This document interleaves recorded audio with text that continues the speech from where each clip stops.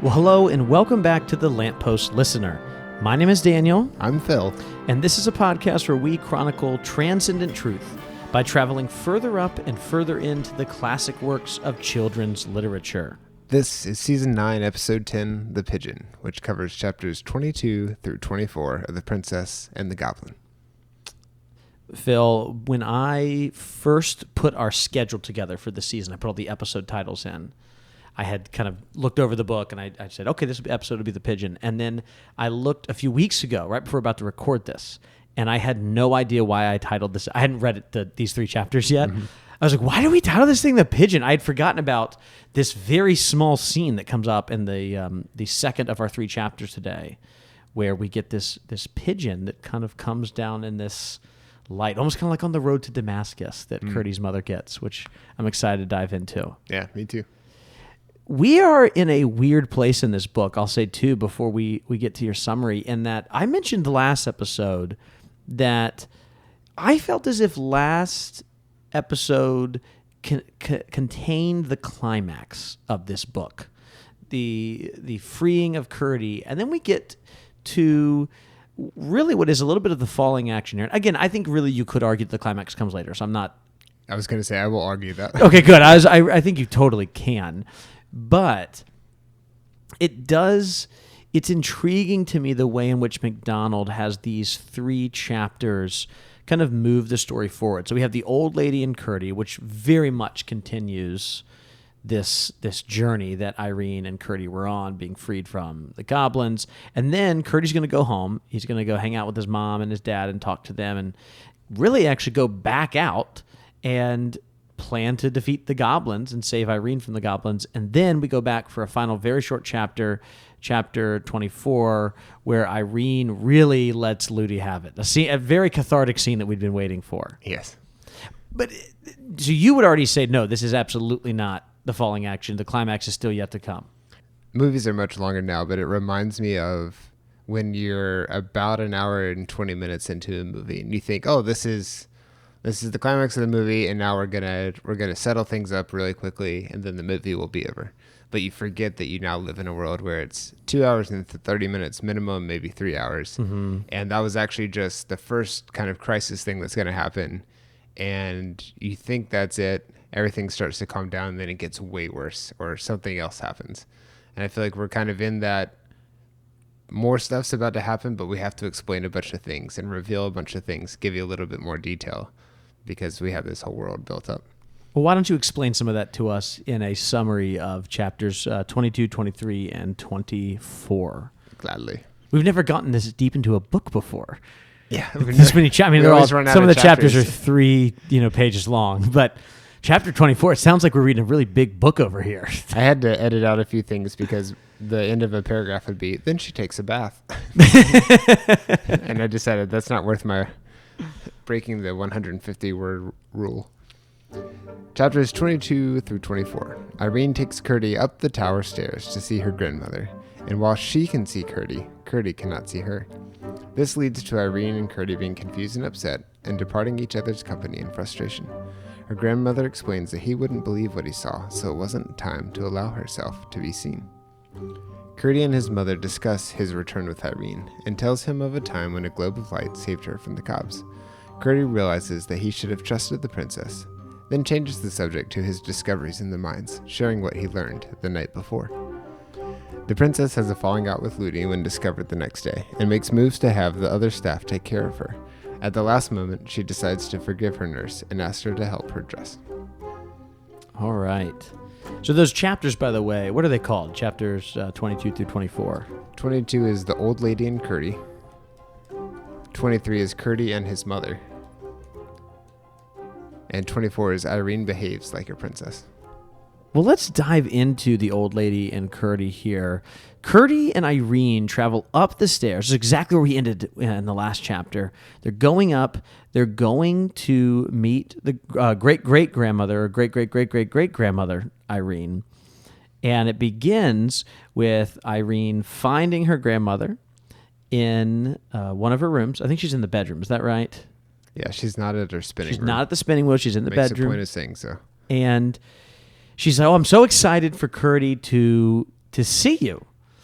And it's so funny because you can already tell there's a little bit of trepidation in grandmother's conversation where she's like, we'll see if that happens. And when you know it, Irene goes and sits in her grandmother's lap in this beautiful bedroom that we've been in a couple of times before. And as she looks at Curdy, she's like, you need to bow to grandma, right? And Curdy's like, I don't see any grandma here. Yeah. And the grandmother has just said, in response to Irene saying, he'll believe now, she goes, I don't know about that. And Irene turns right before what you were talking about, and he just has this bewildered look on his face. Yeah, he's just staring. And what's so funny is Irene, in this very sincere way, is like, oh, he's so taken aback by her beauty. Like, he looks so shocked and astonished because he's never seen someone so beautiful and regal before. And really, we learned that Curdy can't see anything at all here. And this dynamic that occurs between Curdy and Irene and the fallout that they have is one of my favorite parts of this novel, because both of them are incredibly upset at the other for what has occurred. And to both of them, their reaction makes complete logical sense, right? Based on what they're seeing. Based on what they are seeing. And that vision, that seeing is very important. We'll unpack that throughout this chapter for sure. Irene says, what do you see? And Curdy says, I see a big, bare garret room, like the one in my mother's cottage, only big enough to take the cottage itself in and leave a good margin all around. And she says, well, what do you see? Curdy says, I see a tub and a heap of musty straw and a withered apple and a ray of sunlight coming through a hole in the middle of the roof and shining on your head and making all the place look a curious dusky brown. I think you'd better drop it, princess, and go down to the nursery like a good girl. And she even says, you don't hear my grandmother talking to me? Curdy replies, no, I hear the cooing of a lot of pigeons. And if you won't come down, I'll go without you. I think that will be better anyhow, for I'm sure nobody who met us would believe a word we said to them. They would think we made it all up. I don't expect anybody but my own father and mother to believe me. They know I wouldn't tell a story. Curdy is so incredibly hurt here because he was confused enough by Irene's, rescue of him, and then to come all the way back in here, and we already have talked about the difference in class between these two, right? He's just a minor, and he's here in her father's house, in the king's house, and it feels as though he's being betrayed. It feels as though she's played a trick on him, like, oh, I'm going to bring that minor boy in, and we're gonna play a little prank on him. Yeah. And yet Irene feels as though she's extended him this olive branch, welcomed him in to the most intimate place in the house, her grandmother's room, a place that's no one else knows about but Irene, and I guess her father as well too, but he's not here. And Curdy completely rejects this invitation, right, from Irene's perspective. And what's interesting for me is Irene she can hardly believe him either. She can't believe that he can't see what she sees. And there's even a little bit of that being addressed later when she talks to her grandmother, just the two of them, where you have to give him time. You have to kind of understand. And I'm curious how this scene would have gone if they had both been more curious than they make pretty quick decisions. You're messing with me. No, you're being really rude, and that's it, and it ends there. But they don't try to discover, why do you see something different than what I do? Yeah, Irene, rather wisely does turn to her grandmother, and she's like, what am I supposed to do? And she's sobbing while she does all of this. She's very upset. And grandmother says, you must give him time, and you must be content. Oh, hey, listen to this. You must be content not to be believed for a while. It is very hard to bear, but I've had to bear it, and shall have to bear it many a time yet. I will take care of what Curdy thinks of you in the end. You must let him go now.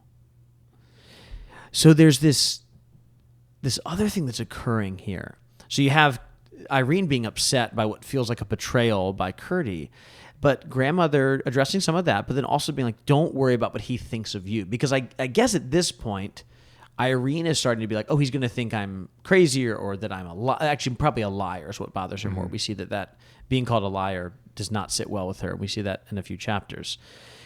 And she's like, I'll take care of her. You worry about yourself right now, and I will make this right. You've got to trust me that I'm in control. Curdy then he goes home. And there's a really sad moment here. Did you catch this part where Curdy, as he's leaving, said... I wish I had gone home. Yeah, go ahead and read that. I wish I had gone home at once. I'm very obliged to you, Irene, for getting me out of that hole. But I wish you hadn't made a fool of me afterwards. And this is where the way in which they depart, there's really not a bad guy. Yeah, I know that Curdy is not seeing something. He's not having enough faith. But he leaves, and you just feel, sympathy for him. You pity him, really.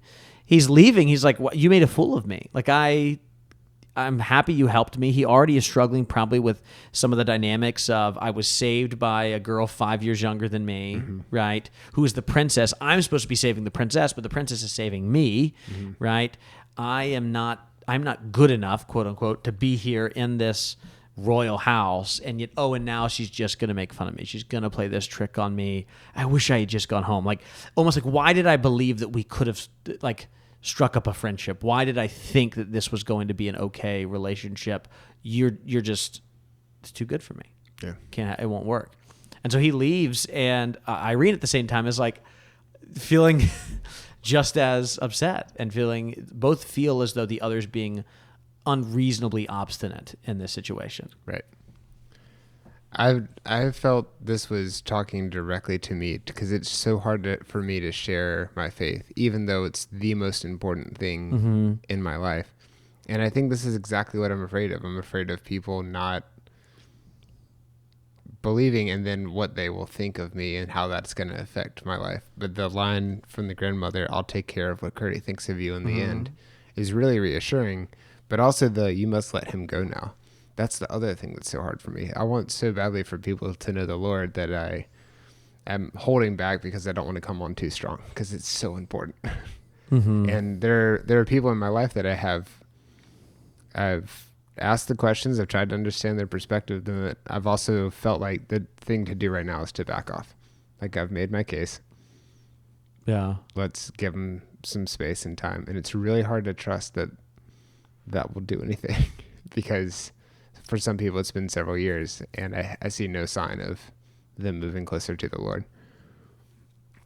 Yeah, there's seemingly two ways that I kind of responded to this. So the first one is absolutely, you're talking about it just like we said. It was really on the nose what's occurring with this following the thread and it going places you don't think it's going to go in, but ultimately it is leading you back to safety, to the right place. You see a kind of similar thing here where, the grandmother literally says, "Seeing, it means that I did not mean to show myself to Curdy. Seeing is not believing, it's only seeing. You remember I even told you that if Ludi were to see me, she would rub her eyes, forget the half she saw, and then call the other half nonsense." So there's that portion of maybe, kind of apologetics or even your own kind of belief, personally, not just sharing faith, but then taking it in yourself and thinking that so much of this material world is the thing that's, we have a hard time getting past. But then there's also this, and I read it through maybe, I don't know, the second or third time. I've already alluded to this a few times as we've gone through this episode, is that thing that can happen in any relationship where you're afraid to be known. We all have a fear of if you really knew me, right, you wouldn't really think this highly of me. Yeah. And yet she finally lets Curdy in and it just blows up in her face. That's a fear that so many of us have. And yet, because I'm not trying to psychoanalyze this or something like that. I'm sure McDonald would not want us to do that. Lewis certainly wouldn't. But I think her response and Curdy's response over the next two chapters is what makes this so important. It's both of them have this big blow up. There's a falling out. And honestly, it's all but repaired by the next chapter, at least from Curdy's perspective. Curdy pretty quickly comes to his senses and says, "Oh, yeah, I messed up." His mom is like, "Let me give you some wisdom, son. Here you go." And he's like, "Oh, dang, Mom, you're right." I wish my kids responded this way to me. Right. "Oh, Dad, you said that one thing and now I figured it all out." They rarely ever do that, right? Right. But give them a few more years.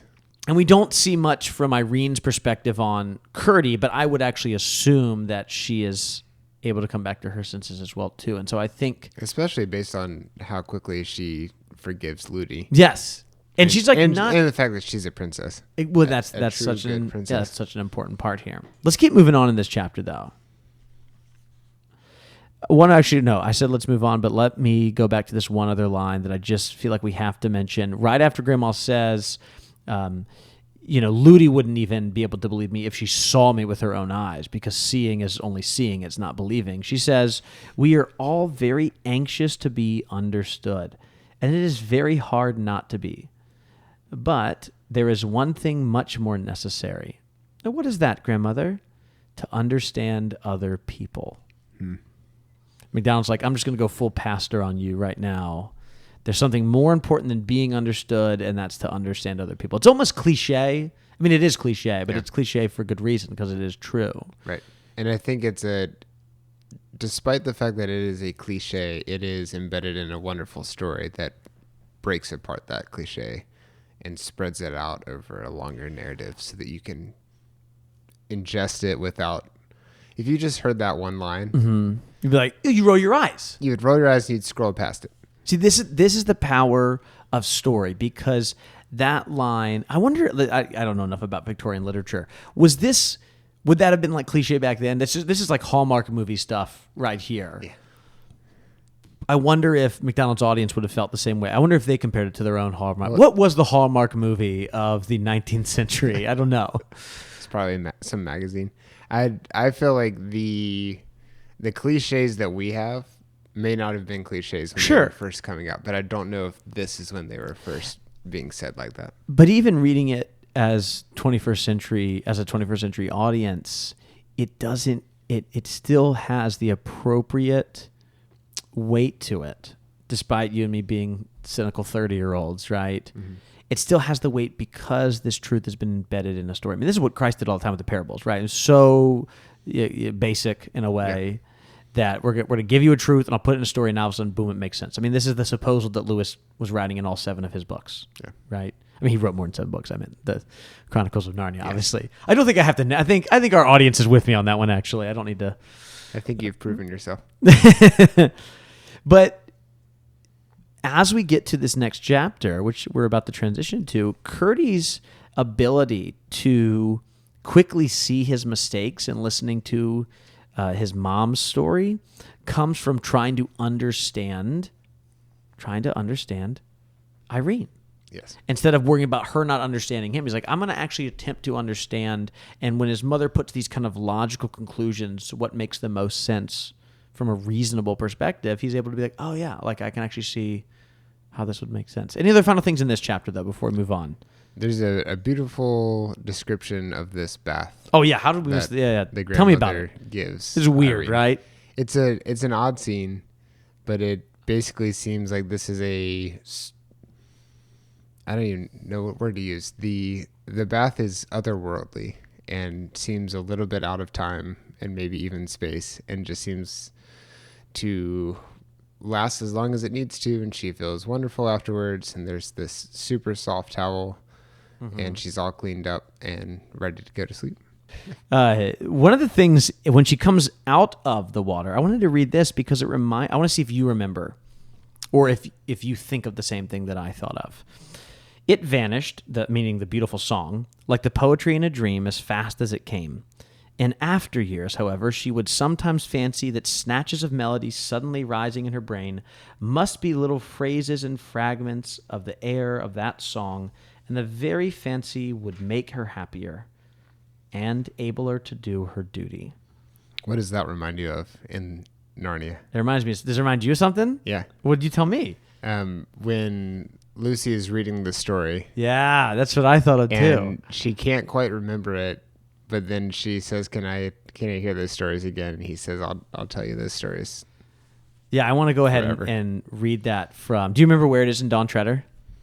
Which page it is? No. Do you remember what chapter or when it's happening? I don't. Tell us. So it is in chapter 10 of the Voyage of the Dawn Treader in the magician's house. And I'll read a little bit from this. On the next, and this is Lucy, who's with that book. Well, should we give, I think our listeners know. How much background do we need to give here? I think that we just did 7 seasons. Okay, fine. So if you want some background, you can go listen to so if that season, chapter 10. If it's been a while, I'll simply say Lucy is on Duffer Island. She is in the magician's house. The Dufflepuds have asked her to go in there. She's going through the magician's book, and she comes across this story. And importantly, she's come across it after she's just heard two of her friends talking smack about her behind her back. She was eavesdropping. Yes. On the next page, she came to a spell for the refreshment of the spirit. The pictures were fewer here, but very beautiful. And what Lucy found herself reading was more like a story than a spell. It went on for 3 pages, and before she had read to the bottom of the page, she had forgotten that she was reading it all. She was living in the story as if it were real, and all the pictures were real too. When she had got to the 3rd page and came to the end, she said, "That is the loveliest story I've ever read or ever shall read in my whole life. Oh, I wish I could have gone on reading it for 10 years. At least I'll read it over again." And then we learned that she's unable to, Right. but she will one day hear it. All that she remembers. Do you remember the 4 things that she remembers? There's something on a hill, Mm-hmm. and then there are 3 trees, There's a hill, a tree. a ship, a couple. So we already did this. I'm sure. I know. I was thinking about this. It's a callback. I know. Let him finish. They were going to let me finish. I was looking at it right now. I'm like, I'm 100% sure we already made an episode 1 did. reference. We had to have, right? Yep. It's a cup and a sword. So a cup, a sword, a tree, a green hill, and a speeder bike. I love that. Oh, it's. So George MacDonald influenced C.S. Lewis I think for that scene, and then C.S. Lewis influenced George Lucas. So again, I think the main connection here is not, Lewis, I know you're being facetious, but the main connection here is not that Lewis saw this and was like, oh, I'm going to do something just like MacDonald did, but the fact that they're showing that kind of Sehnsucht, that otherworldly, that thing something that's transcendent, that's coming through this experience, this story, this connection to beauty that both characters, Lucy and Irene, are not really quite able to recapture once they're out of that moment. Once they're not, beauty is something that you behold, right? Mm-hmm. And once they're no longer beholding the story or the sweet song, they're no longer able to really capture that feeling. That's why beauty is so important. That's why learning how to posture ourselves, right, to actually see beauty and experience it. And again, I love the word behold it well, is like a practice, a habit we have to have. Because if we want to be able to get to the places where our material world and the transcendent supernatural world come together, right, in a sacramental kind of way, we have to be able, according to MacDonald and Lewis here, I believe, we have to be able to learn how to behold those beautiful things that point us to something transcendent. And if we don't know how to do that, then the little glimpses that Lucy and Irene get, we'll miss. We'll completely miss them. Yeah. Especially if we have smartphones in our pockets, right? Right. It makes it a lot harder. Yeah. All right. Any other thing in this chapter? That she gets out of the bath and then wakes up in her bed. Yeah, it's a weird spot to end in a summary, but it does transition nicely to the other perspective, which is Curdy relaying everything that happened to his mother, and his father's there too, but his mother's the one who shares the story. Yeah, Curdy gets home. His mom is so happy to see him. She gets him some food. She goes back and gets his dad from the mine. Mom and dad get back. Curdy's asleep, but they wake him up and they talk together. And his mom, again, both of his parents have been fantastic parents, right? And his mom is like, look, you should be super happy about this because you were saved. And also, this girl seems like she is literally amazing, and you seem very grumpy about this. Right. Like, what's going on? And Curdy, to his credit, is like, I'm going to tell you all of it. I'm not going to be like, oh, no, which is what I would have done, which is what most kids do. Yeah. I don't want to talk about it. Instead, he tells the whole story, and his mother transforms into Diggory Kirk as the professor, and literally is like, let me put it this way. Here's the only logical explanations that there could be here. Again, I thought of this from the very beginning, or chapter 5 of Wardrobe, where Curdy's mother, did she have a name? Maybe just Mrs. Peterson. Mrs. Peterson says, she says this. You have no right to say that what she, meaning Irene, told you was not true. She did take you out and she must have had something to guide her. Why not a thread as well as a rope or anything else? Here's this important sentence. She says, there is something you cannot explain, and her explanation may be the right one. You can't explain it. She is at least attempting to. She's telling you this, and she seems very sure of herself. And because it doesn't make sense to you, you'd rather just put your hands up and be like, I don't know what it could possibly be, than actually believe her explanation. Right. Or considering it for a moment, exploring it. Seeking to understand, as we hear from the grandmother. There's a very similar way to the professor telling us, look, Lucy doesn't tell lies, right? She's clearly not mad. Then she has to be telling the truth. The only logical explanation. What do they teach in these schools, right? Why don't they teach logic? So this is a very similar thing that Curdy's mother is doing here. And Curdy says, it's no explanation at all, Mother. I can't believe it. It's not an explanation because it's unbelievable. And his mother kind of pushes right back at him. That may be only because you do not understand it. If you did, you would probably find it was an explanation and believe it thoroughly. And here I do think that MacDonald is getting more into some of his apologetics. Like, no. You just don't understand it.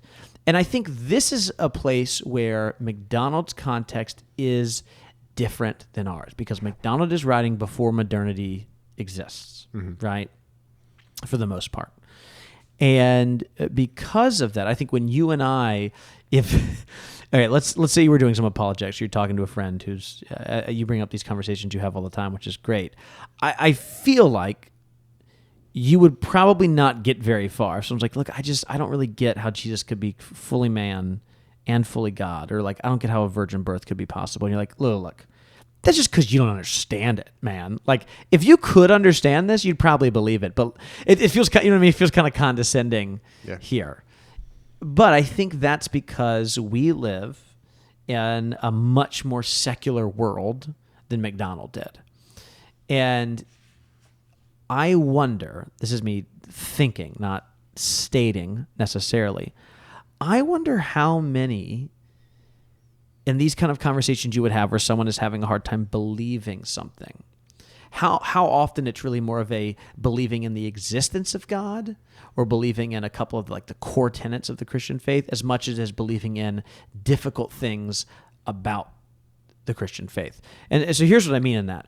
I wonder if what we see from Curdy and Mrs. Peterson here is a little bit more like you and me struggling with the problem of evil than it would be you and like a coworker of yours who's completely an atheist trying to work through the existence of God. But I just wonder, I'm going to get off a long tangent here. I simply wonder if that context is going to be something inside of the faith as opposed to outside of the faith. If that maybe is a little bit more of MacDonald's context, because he's just living in an age where like you're not going to be going to work with, dozens of people who are like, oh, I don't go to church. That's weird. Who does that? It's a very different time, different cultural. And so apologetics, and you know much more about apologetics than I do. I just would assume, and you can fill this in if I'm wrong, or listeners can too. The lamppost listener at Gmail. What's our, that's the not new it. one is hello@lampostlistener.com. Yeah. And actually the last one I said is also not even, it used to be the Narnia podcast. So right. I don't know. I'm just making up emails over here. 555-5555. Call us. Here's Phil's phone number. Do you get what I'm saying there? I do. And I struggle with this too, because I am tempted to pitch Christianity as a ultimate life hack, or this will make things better. And it's not. Sure. It won't. It actually can make things much more difficult and lead to a lot more stress in this world. But I also don't think that I understand everything, but I do feel like I understand that I don't understand it all. And think about there are lots of concepts that we covered the basis of in school. We understand that molecules are made up of atoms, but we don't. The more you try to think about certain things, you don't fully understand them. You don't understand why things connect together. You may not be able to explain to someone how gravity works. You understand that when you drop something, it falls. Yeah. But you don't necessarily have the ability to explain why. And even if you can't explain the first step, you can't explain the next step. So objects of mass have a gravitational pull, but why? Like, we just know that the bigger something is, the more gravity it has. But why is that? And the more you keep asking these questions, the more I've gone several layers deep, and I just don't know. Mm-hmm. But I also think that's part of where the faith comes in, at least this side of heaven, where you're not going to understand it all. But I also think there's beauty in striving. Oh, that's really good. I like that. Why don't you take us into his mother's story, Curdy's mother's story? Because after we talk about the idea of belief and not knowing, she actually says, let me tell you a story, and I'll see if you believe me. Mom gets him. I love it. And he's like upset. He's like, Mom, I didn't mean it. Like, you can't mean that. And she's like, I don't know. Let's see if you believe me. Right. Sounds like you don't believe people's stories all the time, little boy. And so she tells him something that matches the supernatural qualities of the story that Irene is sharing. In short, she is endangered because there's so many cops around her, and there's this blaze of light, this glowing light. There's this pigeon-shaped thing, and it saves her from the cops. It sounds like you said it saves her from the cops, which is, I know what you didn't say, but it sounds like she's like the cops were after her, and the pigeon saved her from them. What's the old-timey word for? Is it constables? Constables, yeah. And then the group of the constables would be the constabulary. I don't know. Is that a thing? I think it is. Okay. I just read it, but I read it and I didn't hear it. You just read it recently? I read that word recently. What are you reading? Constabulary. Oh, that's a weird sounding book. Yeah, Constabulary? This may have been, I think this is The Power Broker by Robert Caro. Oh, the one you're talking about? Yeah. I'm going to be talking about it for how a while. many? Oh, it's very long. You're going to be reading it. 1,162 pages. I mean, how long have I been reading The Wheel of Time? You know what I mean? Like, it's What was the really big book you've been reading that you just gave up? A Secular Age. I didn't give up. I just postponed my deadline of it. Postmodern postponement. It's a 800-page book that I was supposed to read for a book club that I'm in. I think we started it in June. It killed the book club. It kind of did, honestly. It almost killed off the entire book club in a way. Is that what the Poisonwood Bible is, or is that something else? And it was like we're supposed to read it over 2 sessions. And then it got pushed back to 3 sessions. But then let me say this. I don't think any of them ever listen to our podcast in my book club. But the 3rd session was canceled because no one signed, like 2 people signed up to go to it. Yeah. I had my in-laws in town, so it wasn't like was just like bailing out of it. But also, hey guys, can you drive up here? I need an excuse. But yeah, I called my mother-in-law. I was like, you guys please come up here. I do not. You will understand how desperate I am by the fact that I am asking you to come unannounced to get me out of this book. The first time we read the book, we were supposed to be on page 250. I'd gotten to page 220. It's like 30-ish pages behind. Good. Mm-hmm. Okay. The next time we got together, it was supposed to be on page 500. I was on 380. So I'm 120 pages behind. And the next time we're supposed to be done with the book, and I was on page 400 out of 500, or no, 400 out of 800. I was like, I'm really far behind at this point. I'm still going to read it. And I'm so grateful for editors. I think writers are amazing, but you have to have both. Oh, big time. Look at any self-published book. It's too long. You can just do, you and I could publish a book tonight if we wanted to, right? Mm-hmm. That's weird, right? It's a mix because it is incredible that anybody can publish music, anybody can publish a movie. You see, I'm a fan of gatekeeping. I think we should do more of it. Let's gatekeep publishing books. It is kind of nice to have a contrarian opinion to that. All right, let's keep going. Tell us about the story. Sorry, I got us off topic. There's a glowing pigeon orb, and it saves her. And Curdy's reaction. I feel like glowing pigeon orb kind of skips over some pretty significant developments in this, but I'm gonna let it fly. Let's hear what did I skip? Well, no, it's not really clear what happens. I'm not saying you did a poor job explaining it at all, but this Light shines down from, like you said, an orb, but out of it comes a pigeon. But Mother always also acknowledges that, like, maybe it wasn't really an orb I was seeing. I couldn't really see well. And the light itself doesn't scare away the cubs. It kind of pushes them back from it, but they keep attacking her. It's the pigeon. The pigeon comes through the light, and they all run away. And she's been safe ever since. And then it disappears. It disappears. Yeah. Do you think, because I wonder how much of this is an orb and how much of it is her misunderstanding what she's seeing. We're talking a lot about seeing and believing here. Because wouldn't it make sense that this is all just coming from grandmother's tower? Is that what we're supposed to believe here?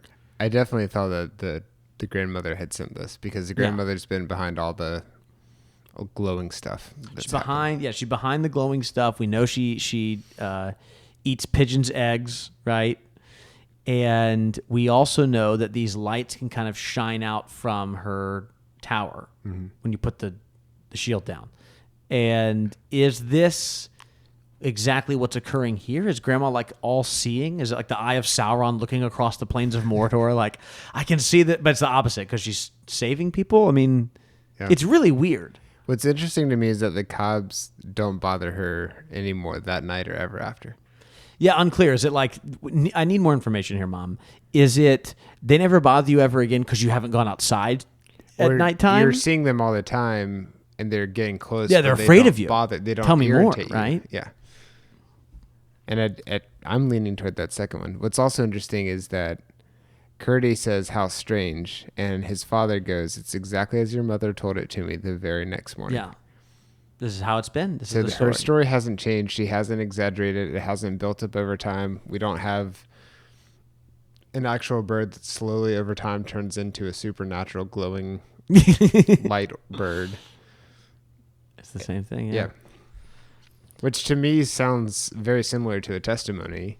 Oh, interesting. I like this. That testimony can be a light bulb moment. That is a very significant significant part of a person's life. And you're probably going to tell it in a similar way each time because it's so vivid. I like that.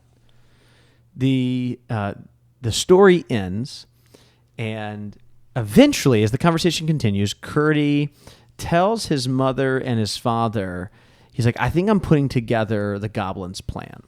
And we don't get into all the details here because they'll really kind of come together in the next chapters in our next episode.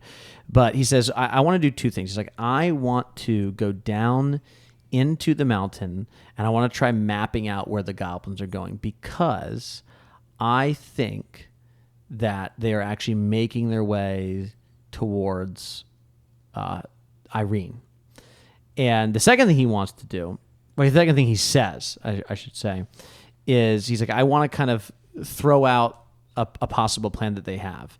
He believes, and this makes sense to what we heard when he was in the goblins' caves, is that the goblins are planning on marrying Hairlip. That's the prince's name, right? Hairlip. Right. They're going to kidnap Irene, bring her home, and force her to marry Hairlip, therefore creating a kind of a political marriage between the overlanders and the underlanders here.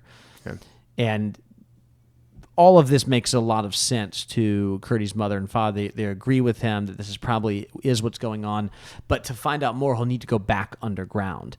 And Curdy is just brave as can be here. He's like, I'm not worried at all. I took off. She's only got, the Goblin Queen only has one shoe. What really?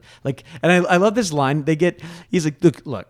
They don't know how to make shoes. So there's no way they've made a new shoe since then. You can't make one this quickly. And what would be hard is in order to make a new shoe, they probably would need the queen's other shoe. And there's no way she's taking that thing off. Right. Also, she's probably not leaving her bed because then people would see her 6 toes. Yeah. Right? I wonder if they can see in the dark. Also, this is very much a reverse Cinderella story. Ooh. Okay. Yeah, it is. He takes her shoe away from her and it's going to stomp on her feet. It's just interesting. It's a complete reversal. Yeah.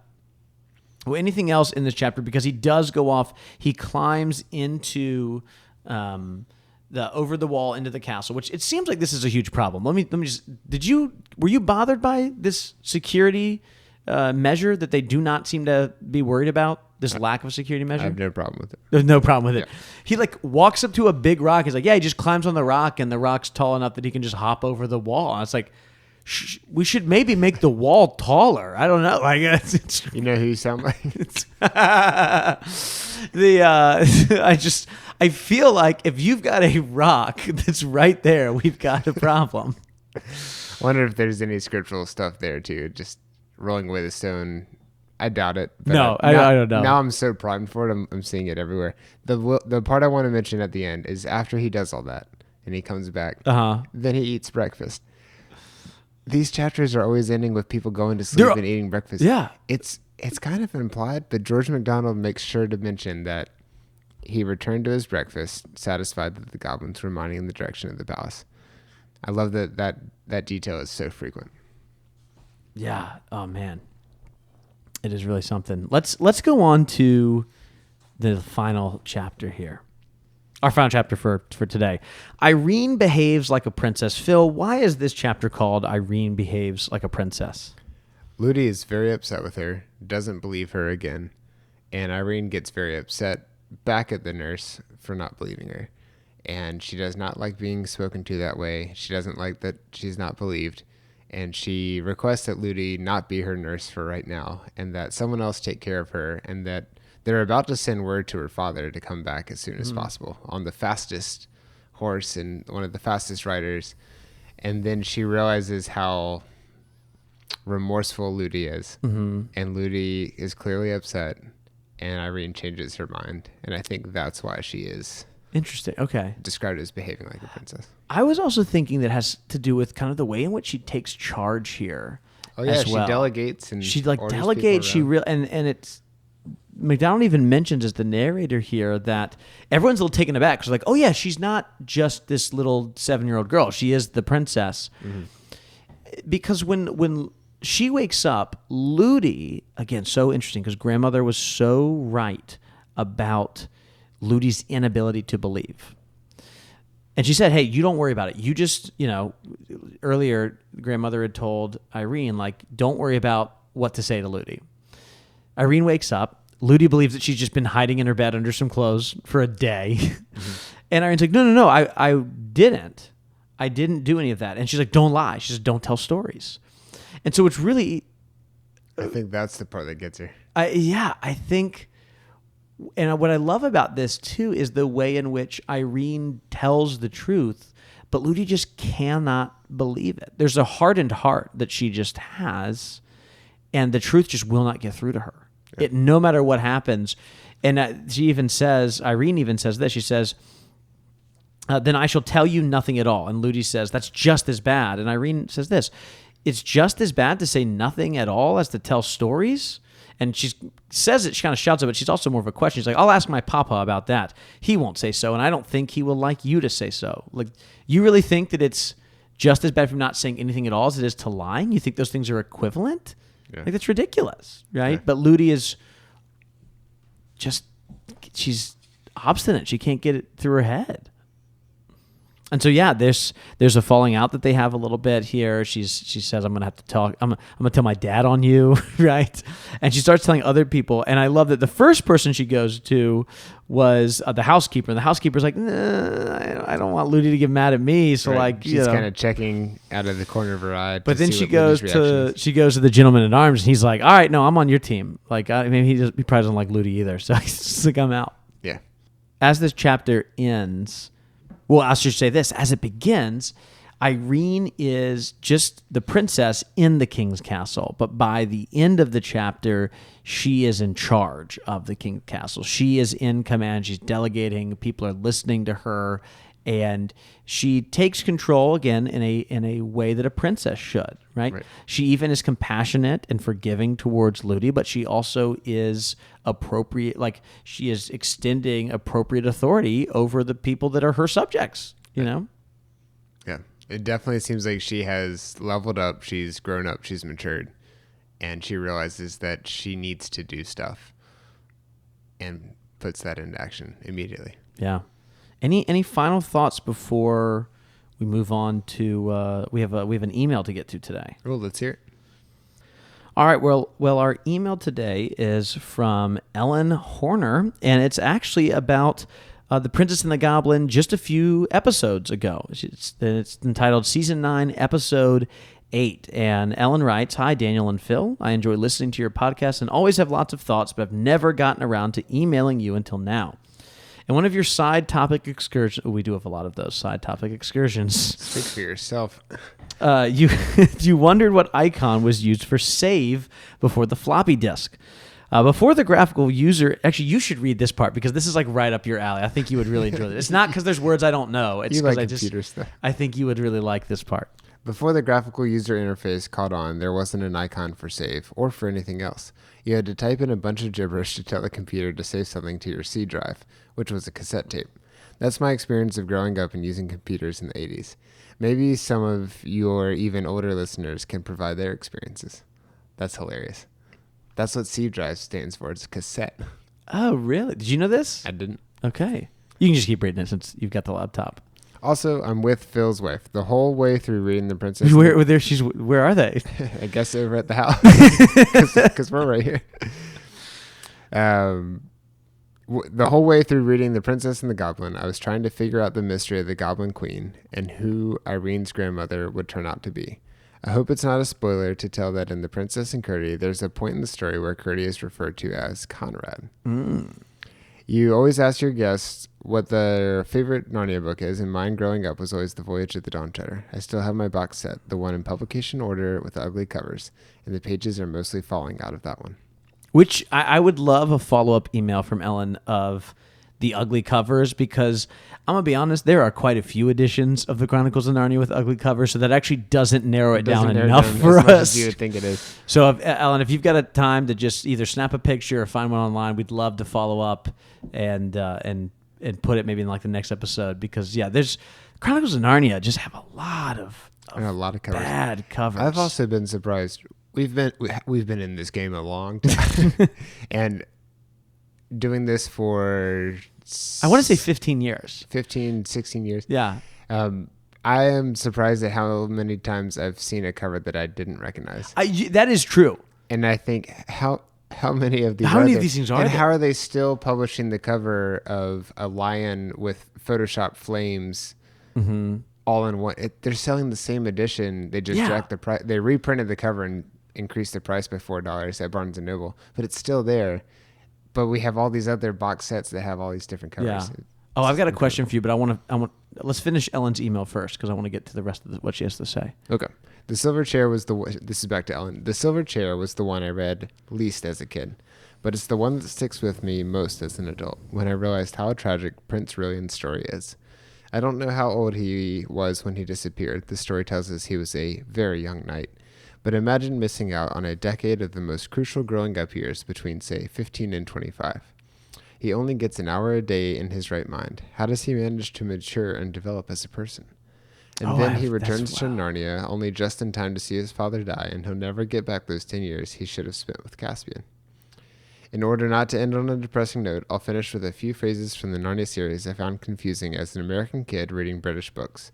Hurt like Billy O, a hack at rugger, and wringing his hand like you do after a sting from a cricket bat. Thanks for taking us on this journey, Ellen. All right. Thanks so much, Ellen, for sharing that was so fun. That's great. Yeah, some of those phrases didn't... The hurt like a Billy O is one that sticks out to me. That's from Dawn Treader. That's when Eustace gets his scales ripped off. I just thought it was something, fun that Lewis liked to say. I guess a cricket bat is like their pest control over there because there's exactly. That's how they don't use the government doesn't allow them to use like pesticides and stuff, so they have to use use a bat. Eco-friendly. Well, I mean, it's killing a cricket, so it's not that eco-friendly. Right, but it doesn't kill anything else. That's true. It just kills the one cricket. I hadn't thought. Going back to Silver Chair, I hadn't thought about what a bummer this is for Rilian. Yeah. That he misses out not on that, but like his. I mean, obviously we are aware of his dad dying as soon as he gets back, but the ways in which, like, what is it's kind of in a similar way of when the Pevensies go back out of the wardrobe back into England at the end of wardrobe. Like, what is going on in their brains at this point, right? Same with Rilian. Like, what's going on in your brain? Like, does he develop in those hours? Let's say he's 15 when he disappears.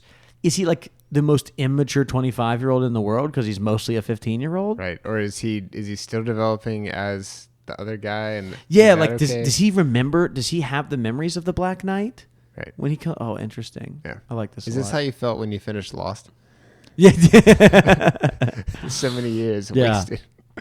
Well, Alan, thank you so much for sending that to us. That was really great. I appreciated that. Phil, it made me think as she mentioned these book covers that she had. I wanted to ask you, what book series has the best covers, like across the board, like just on, let's say there's 4 or 5 different editions, and like those 4 or 5 are like they're all pretty good no matter what. And what book series has the worst covers? Like pretty much whichever editions of the book you get, they're not going to look great. Up until recently, the worst one was, I feel like Octavia Butler just didn't have good covers. On any of her books. Interesting. But then recently, some of the more illustrative ones have really knocked it out of the park. Okay. So I feel like they finally figured it out and this got better. But there was this dark time when everyone was using clip art, or not clip art, but stock images. They would combine 2 or 3 stock images and make a cover. Yeah. And I feel like the combined omnibus version is Lilith's Brood, but it's called the Exogenesis trilogy. Yeah. And that one finally has good covers as separate books, but they don't come close to communicating how good those books are, and I think it's so important. In terms of the best ones, I've been very impressed with every version of Dune once they got out of the kind of late 80s, early 90s. Well, you can't just not count those. I'm trying to answer your question. Okay, no, that's fair. Dune was going to be my answer. Like, I feel like most versions of Dune are not great. A lot of the ones that I see. I feel like a lot of the early ones were not great, but the current paperback ones where they all kind of have a similar look, but it's different color. Oh yeah, sets. no, I do like those. Yeah, I like those, and then the illustrated versions where they paid someone to make an amazing illustration for the cover. The version that has the blue pages. Yeah. So the first 3 books are out in that right now. I think those are so good. You know what I really don't like in editions of multiple books? This is how most C.S. Lewis books are, and I don't love it. I do not like when one author has all their books published in the exact same format.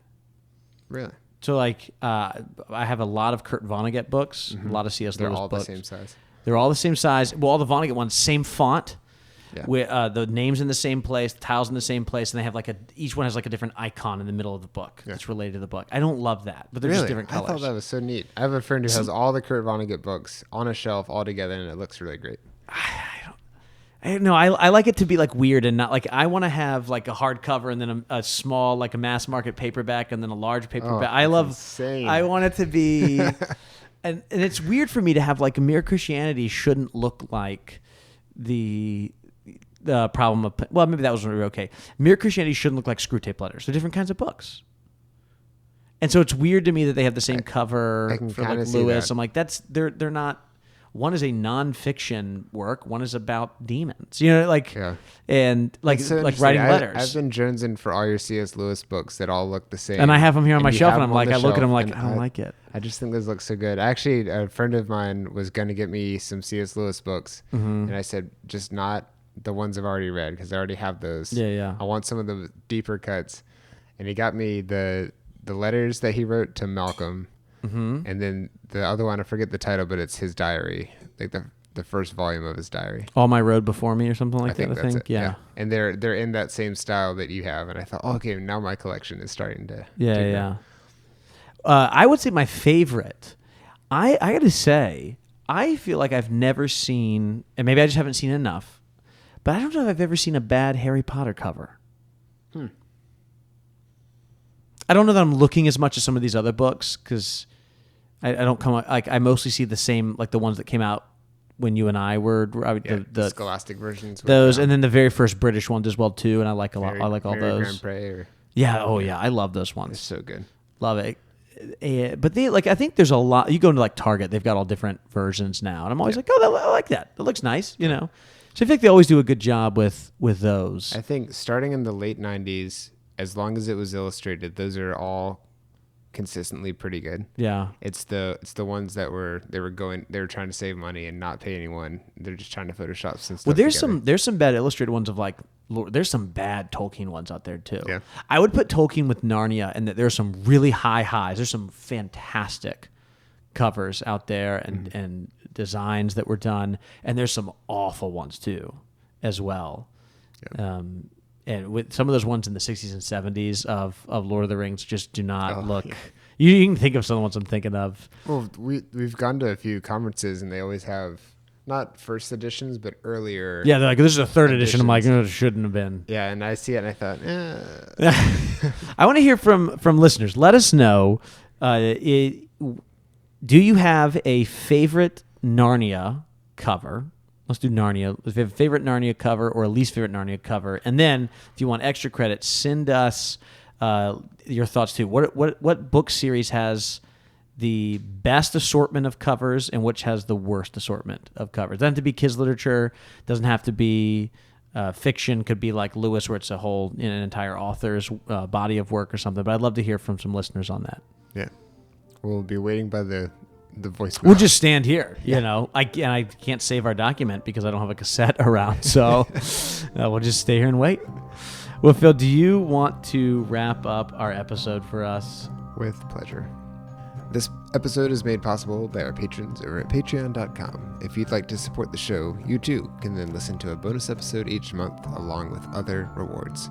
Special thanks goes to John Marr, Emily Wakefield, Ryan Smith, Andrew Turfey, Becca Brown, Christiana Line, and Ian Wooten for supporting us at our top tiers. Listener feedback can be emailed at hello@lampostlistener.com, or if you want to leave a voicemail, 406-646-6733. Oh, we should include our country code, +1. Oh. Because we invented the phone. You can find all our previous episodes, links, and book information at lampostlistener.com. Oh, is that really why we get one? I think so. Oh, okay. Because we're number one. Yeah. A review on Apple Podcasts would also be appreciated, or on any other app that Spotify, I has think reviews. you can. I think Yeah, we have a Spotify would be 5-star nice. on Spotify. Yeah. Because it's, I think my wife is the only person who gave us a review there. So, you know what? Don't dilute it. Just let it be. Yeah, if you don't like the show, don't rate it Don't on go to Spotify. This is kind of all we have going for us. Thank you for coming along on this journey, and we will be back soon.